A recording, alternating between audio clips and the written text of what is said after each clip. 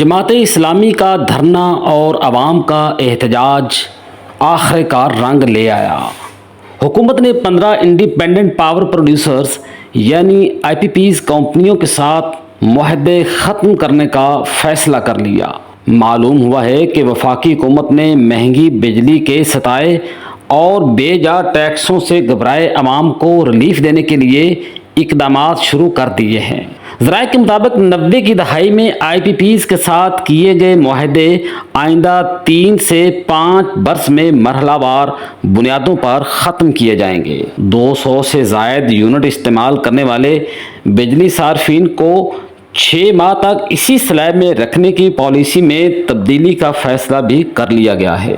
ناظرین، یہ بھی معلوم ہوا ہے کہ 200 سے زیادہ یونٹ والے بجلی صارفین کے لیے 26 روپے فی یونٹ سلیب مقرر کرنے پر غور شروع کر دیا گیا ہے۔ ٹوڈے نیوز کے ذرائع کے مطابق وفاقی وزیر توانائی اویس خان لغاری کے سربراہی میں قائم ٹاسک فورس نے فریم ورک کو حتمی شکل دے دی ہے۔ معلوم ہوا ہے کہ گل Ahmad energy limited, Koh Noor energy, liberty power project, Tapal energy limited, Attock generation اور کیپکو کے ساتھ کیے گئے معاہدوں کو مرحلہ وار ختم کرنا شروع کر دیا جائے گا۔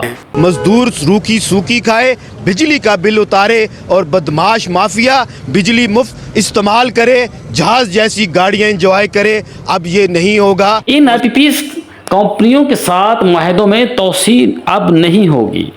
حکومتی ذرائع کے مطابق لال پیپر، پاک جن، فوجی کبیروالا پاور، حبیب اللہ کوسٹل، جاپان پاور جنریشن، سبا پاور، ہبکو، سدرن الیکٹرک پاور کے ساتھ بھی معاہدے مرحلہ وار ختم کر دیے جائیں گے۔ وزیر توانائی اویس خان لغاری کا کہنا ہے کہ شعبہ توانائی معیشت کے لیے اہم ہے، اس میں اصلاحات کر رہے ہیں اور ان اصلاحات پر عمل بھی یقینی بنایا جائے گا۔ انہوں نے مزید کہا کہ 20 نکاتی اصلاحاتی ایجنڈے پر کام شروع کر دیا گیا ہے۔